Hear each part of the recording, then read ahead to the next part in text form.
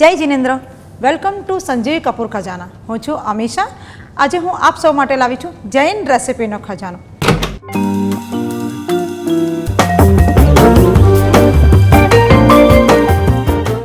આજે આપણે અહીંયા બનાવશું ગ્રીન કબાબ, જેની સામગ્રીમાં આપણને લાગશે કાચા લીલા વટાણા ક્રશ કરેલા, ચણાની દાળ બાફેલી, કાચા કેળા બાફેલા, બારીક ચોપ કરેલી કોથમીર, ચોપ કરેલું ફુદીના, બારીક વાટેલા લીલા મરચાં, ચાટ મસાલો, ગરમ મસાલો, લાલ મરચું પાવડર, સ્વાદ પ્રમાણે મીઠું, જીરું.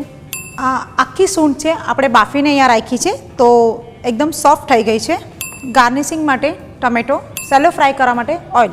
આપણે અહીંયા આખી સૂંઠ લીધી છે, જેને આપણે બાફી નાખી છે, તો આ આપણે સુધારી શકીએ છીએ. આ રીતે ચોપ કરવાથી જે જિંજરની ફ્લેવર છે એ પણ એની અંદર આવી જશે. આજે આપણી જે સૂંઠ છે એને કુકરમાં તમે બાફી શકો છો, આ તો ગરમ પાણીમાં ઉકાળી શકો તો પણ આ સોફ્ટ થઈ જશે. હવે આપણું પેન ગરમ થઈ ગયું છે, એની અંદર આપણે ઓઇલ નાખશું, એની અંદર આપણે જીરું નાખશું, ને આ જે આખી જે સૂંઠ છે આપણે ચોપ કરી છે એ પણ એની અંદર નાખશું.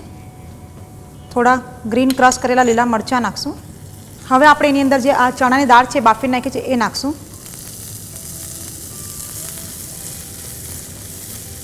આપણે જૈનોમાં અદરક નથી ખાતા, તો આ એક બહુ સરસ વેરિએશન છે અને સૂંઠની એક સરસ મજાની ફ્લેવર પણ એની અંદર આવી જાય છે. આ જે બાફેલું કાચું કેળું છે એ પણ આપણે એની અંદર નાખી દઈશું. હવે આપણે એને પ્રોપર કેળાને મેશ કરી લઈશું.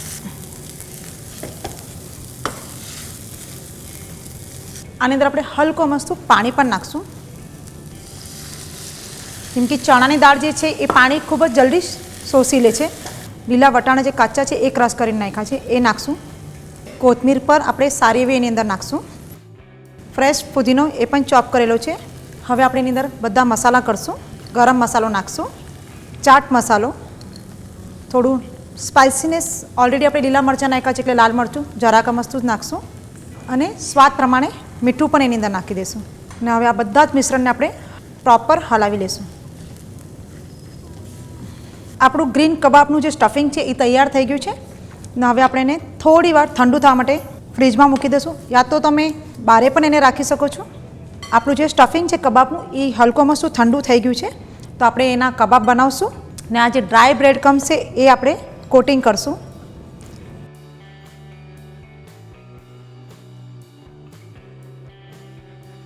આ જે કબાબ છે આપણે એને ગ્રીલ કરશું, તો અહીંયા આપણે ગ્રીલ પેનને પણ ગરમ થવા માટે મૂકી દઈશું.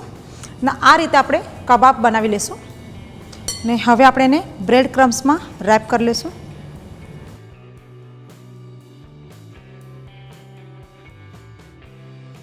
આપણું અહીંયા ગ્રીલ પેન ગરમ થઈ ગયું છે. હવે આપણે એની અંદર ઓઇલ મૂકી દઈશું. ને આપણે જે કબાબ છે એ આપણે એને એની ઉપર મૂકી દઈશું. આ રીતે આપણે પ્રેસ કરશું તાકી જે ગ્રીલનું જે ફિનિશિંગ છે એની ઉપર આવી જાય. આ રીતે આપણે બીજા બધા પણ પલટી કરી દઈએ.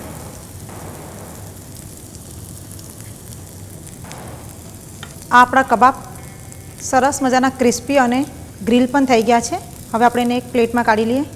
આ જે કબાબ છે એ ખૂબ જ સોફ્ટ હોય, કેમ કે આપણે એની અંદર બાઇન્ડિંગમાં કંઈ નથી નાખ્યું. જે ચણાની દાળ અને કાચા કેળાનું જે સ્ટફિંગ છે એમાં જ આપણે બાઇન્ડિંગ કર્યું છે, તો ખૂબ જ સાચવીને એને કાઢવા, નહીં તો આ કબાબ તૂટી જશે. હવે આપણે એને સરસ મજાનું પ્લેટિંગ કરી દઈએ. આ આપણા જૈન ગ્રીન કબાબ તૈયાર થઈ ગયા છે. ખૂબ જ ઇઝી અને હેલ્ધી વાનગી છે, અને ફુદીના અને દહીંની ચટણી સાથે તો ખૂબ જ સરસ લાગશે. તો ઝટપટ આ રેસીપી નોંધ કરો અને ઘરે બનાવો.